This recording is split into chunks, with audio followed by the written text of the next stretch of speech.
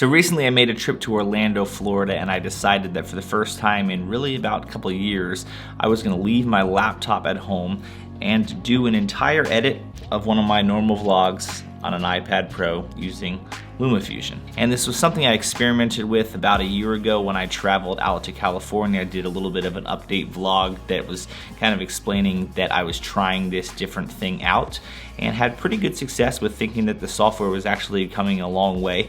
Was hoping that more improvements were made to it. And so I recently decided that because I was going out for that trip and I wanted to try to carry as little as possible, I decided to bring my iPad and only my iPad and edit an entire vlog, once again, in LumaFusion. And I wanted to just take you through a little bit of this edit and take you through a little bit of kind of my 2019 review so far still of where we're at with iPad editing. See, I personally love the idea of being able to edit on an iPad. I think it's super small, I think it's portable, having built-in LTE, having the Apple Pencil, I think everything about it is just really convenient. I think a touch style interface like your fingers or an Apple Pencil gives you flexibility to do things really, really well. I think also the power that is coming from these devices now is so incredible that it's really mind-blowing how I can edit 4K without any problem whatsoever and have export times that are faster than what some computers actually get. So everything about it is unbelievably impressive, but I don't think it's completely there yet when it comes to how I actually edit normally in Final Cut Pro or Premiere on my actual MacBook Pro. I feel like there are just a lot of things that are still missing, and I don't know if it's a hardware limitation or I don't know if it's just a built-in software and maybe we're getting closer and closer, but I wanted to talk about some of the things that I'm still a little bit hesitant to say that it is ready to take over a computer when it comes to video editing. There's still a few things in my head that really need some improvement when it comes to LumaFusion and really just editing in general on an iPad Pro. So let's pop my iPad screen up right here and I will walk you through a little bit of some of my frustrations still with LumaFusion and iPad editing in general. One of the very first things that obviously is really tricky for me to get used to is being someone that I think is a very efficient editor in something like Final Cut or Premiere. I'm all about keyboard shortcuts. I'm all about using keyboard shortcuts for everything because it really speeds up my workflow. One of the biggest frustrations I noticed right away with using LumaFusion is the fact that I can't route keyboard shortcuts to do what I want. So when you're so used to keyboard shortcuts and things that you do all the time in something like Final Cut or Premiere, it's really hard when you go to any system that doesn't have the things you're used to, because simple things like editing down to a timeline or trimming the top and tail edits and doing other little edits that you do so often, when they don't have a keyboard shortcut associated with it, or when the keyboard shortcut is not what you're actually used to on your computer, it makes it really tricky. It makes it work for you to think every single time what to do. So then you end up just doing it the slow method anyway. And to me, being someone that's very efficient with editing, I like to have shortcuts. I really would love there to be the option for me to route things to keyboard shortcuts the way that I do in Final Cut and Premiere. Just giving me the customization would matter a lot because so many things that I do all the time, top and tail edits being a huge piece of those, and audio crossfades and transitions and different things, I'm so used to just doing certain shortcuts for it, and it really gets frustrating when I can't do that. So that's one thing I really hope they can improve very soon. Another thing I'm still not crazy about is audio, the way that they actually allow me to edit audio. You see, I'm used to a couple of different things. I'm used to either the Premiere style setup where I can do read-write automation with faders and be able to just set things up how I want and be able to kind of record automation as I'm mixing. That's one method. In Final Cut though, they don't have that method, but they have simple things like being able to drag the front part of a clip or the back part of a clip and simply fade in and fade out. Something I do so often between every single clip with even vlogs is I really like the audio to crossfade between one another with like a J style and L style edit. Meaning if a clip is ending between these two clips, I usually don't want a hard cut from this audio to the next audio. I usually want to fade that audio a little bit so that the audio in general continues underneath the edit so that it doesn't sound abrupt. Even in a vlog, that's important to me. And that's something that I do on almost every single clip when I'm actually editing in Final Cut. But the process on here is very time consuming. You see, I'm used to being able to double tap that clip and it will drop it down for me, and then I can just basically make that J edit so it moves underneath that part of the clip and finishes out. I can't do that here. I have to go in here, and there's not even something as simple as a crossfade in the beginning and the crossfade to the end. I actually have to like go to a specific section of that audio. I have to create a keyframe. I then have to go to like the next part of the audio, create another keyframe, and then bring the volume up and down to make that simple fade in audio, as you see that it made it right there. That becomes really time consuming when you're doing it the amount of times I actually do this on a regular basis.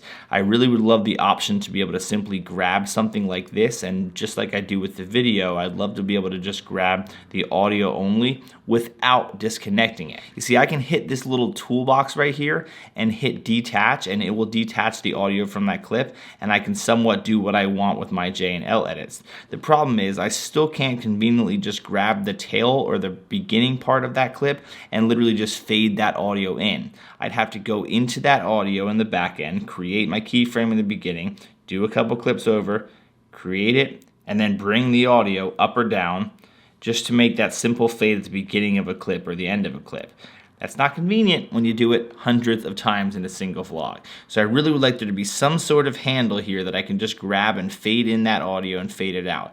I don't mind if I even have to detach it like I do here, and I can just simply come over here and let it do their little L cut there right into the next clip. If I could just grab this little part of the end and just fade the audio out so that it flows smoothly from one thing to the next. Another thing I'd love for them to work on is to be able to have the actual file management system not be built into like the actual Apple Photos or Google Drive or even like the Gnarbox secondary thing.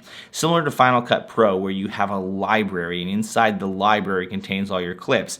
I would love to have that as well. I would love to create a new project in LumaFusion like I'm used to doing, create a new project, import all my footage, and once I'm done editing everything, just simply be able to delete that project, and it deletes all the footage with it, and then it's just gone. I don't like having to have all the things stay in my camera roll, because someone who uses iCloud as a backup, well, what happens is it then has to back up all my 4K video clips, which could be 50, 60 gigs in a vlog, to the cloud. And then it's just taking up my iCloud drive storage, which I don't really want. And I would rather have it just built in the iPad. I have the 512 gig version of the iPad, and I really would like to just have the footage live on the iPad in the project file and then just delete the project file when I'm done. Now, I'm not an engineer, so I don't know if maybe that's a limitation with how Apple allows you to dig into the file system and whether they can actually do that. If that's not LumaFusion's fault, then that's obviously not their fault, and that's not something they can fix. But if it's an Apple thing, I really wish Apple would realize that it's a little bit more convenient to do the system similar to like how Final Cut does it, where there's a major project library, and then you make your little tweaks in there, and you just can keep it in there and then delete everything when you're done. Another thing they really need to improve and add is the adjustment layers in LumaFusion. If you're someone that's new to video editing, that may not be something that's super important to you, but adjustment layers are something that you use a lot for color correction or for anything where you're taking one specific effect, let's just say a LUT or color or something that you want to affect all the clips. Copy and pasting between each clip every single color thing or every single preset that you want to put on it is really time consuming. Being able to simply put an adjustment layer on the top of all these clips to be able to do something like a LUT, or be able to put an overall color grade for something, or even something as simple as like changing overall dimensions of a video and just being able to make the adjustment layer be the actual changes to the dimension, that is something that really I need. For me to do something as simple as take a clip that has color correction on it or a LUT that I really like and copy it to another is really bulky. And here's why I don't like how they have it set up. It's bad enough that I have to choose the clip that I want to copy. I have to go down here to clip. I then have to copy the attributes. Then I have to go to the next clip. I have to select the next clip. I have to hit clip, choose just the color ones, for example, that I want, or whatever things I want to copy, and hit paste. That's slow enough as it is. But what's even worse about that is that I have to do that to every single clip. I can't choose a handful of all the clips together like I do in Final Cut or in different programs. I can't choose them all together and just paste them. I literally have to go to every single clip in a vlog if I wanted to do something like a LUT and choose the clip and paste the attributes. Choose the clip, paste the attributes. Choose the clip. It is so slow. and so annoying to have to do that. When you're talking about a vlog, where as you see in this type of vlog, just your average 7-minute vlog, there are a ton of cuts that happen in a vlog like this. And because of that, I have to adjust nonstop. And that can be a little bit annoying. I would much prefer that they could just either let me copy and then paste to everything, or just make it really easy. And how about some adjustment layers, please? I will say I'm unbelievably impressed by the fact that this is 4K video and I can just watch it in real time with no problem, and I can scrub in between clips and you see just perfect smooth playback. It's unbelievable that the iPad is actually powerful enough to do this. I found myself being able to do everything I wanted in terms of editing with no problem. The iPad didn't slow down whatsoever. The export times were essentially real time for how long the vlog was, so I think this was a 9-minute vlog or 8-minute vlog, and it literally took like that long to export. And that's like 4 to 5 times faster than if I even export on like Premiere Pro on my actual MacBook Pro. It's very comparable to how fast Final Cut is, and that's just mind-blowing because it's just an iPad. Like, the fact that you can do everything without any problem directly on the iPad is incredible. But to give you a little feel for like what my timeline looked like, it looked very similar to any other vlog that I'm used to editing. You see that there's obviously lots of different clips that I use. I use natural sound on some clips, not on others, but you see that I constantly am fading things in and out on every single clip so that I can quickly have things smooth between things. When I'm bringing music in, when I'm bringing music out, when I'm doing clips from one to the next, I constantly am adjusting audio. So a vlog like this that realistically I can edit in real time on my Final Cut Pro in probably an hour and a half-ish, top to bottom, depending on what I really am doing in the vlog. This took me roughly 3 hours or a little bit more to edit, simply because of just the time-consuming process of tapping a clip up here, finding the point I want to select my in and out, editing it down, and then having to do all those tweaks in between things. It just made, even though the convenience of having the iPad with me and plugging in and instantly importing and being able to do it just on my lap super easy, the editing took twice as long. And that's where I feel like we're still far away from it, because of things like shortcuts and because of all the limitations that there still are in the software, which I don't think it's a hardware issue, but in the software in general, I feel like we're still a ways away from it being able to truly be like a tool that I can use to edit all my vlogs. I would love to honestly be able to use my iPad to edit every vlog I do, because I love the fact that when I was traveling on this trip, I was able to, midway through the vlog, when I was sitting around the airport for an hour, I was able to just pop it out, put the SD card in, drag the files in, start to edit it, no problem, close it up, put it back in my book bag, continue on, get on the plane, and then continue the edit. The ease of use of this, even though it's not that much smaller than my actual computer, it's just very easy to use. It's very efficient. I love being able to have the built-in LTE. Everything about it is just convenient.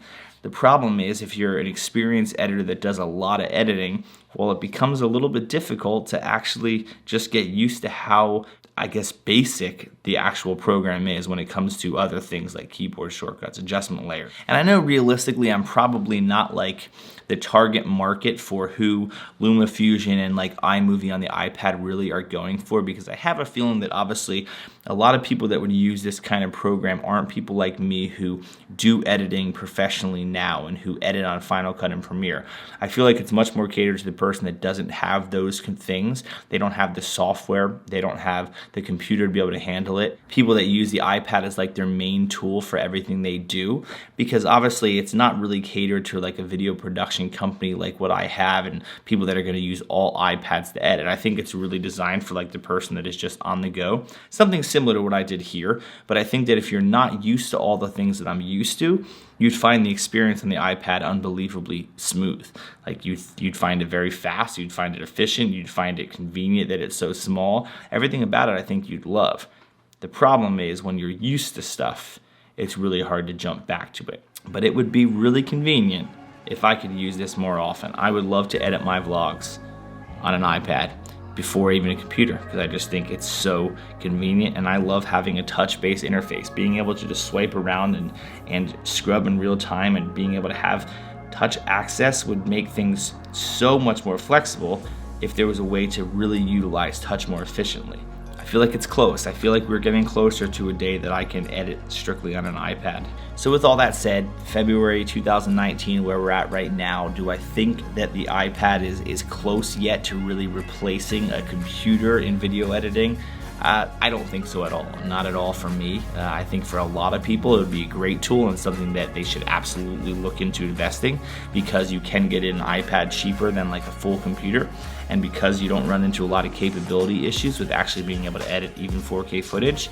It's definitely an incredibly usable, portable, convenient device. I don't think it's obviously ready yet for the video professional, nor do I necessarily think it ever will be. I've been a huge iPad user for years. I have a video all about how I use my iPad more than I actually ever use my computer, and it's true. My iPad is used more in my everyday life than my computer is.